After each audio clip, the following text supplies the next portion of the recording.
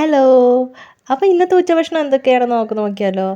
ആദ്യമായിട്ട് തന്നെ നമുക്ക് നല്ലൊരു അച്ചാറുണ്ടായിരുന്നു കേട്ടോ. ഇത് നോർത്ത് ഇന്ത്യൻ, ഞാൻ എപ്പോഴും പറയും പോലെ നോർത്ത് ഇന്ത്യൻ സ്റ്റൈൽ അച്ചാർ. അതുപോലെ തന്നെ ബീട്രൂട്ട് തോരനുണ്ടായിരുന്നു, മട്ടൻ കറി ഉണ്ടായിരുന്നു. നല്ല ഇങ്ങനെ വിട്ടു പോരുന്നുണ്ടായിരുന്നു മട്ടൻ കറി. അത്രയ്ക്കും സ്ലോ ആയിട്ട് നമ്മൾ കുറേ സമയം എടുത്താണ് കുക്ക് ചെയ്തത്.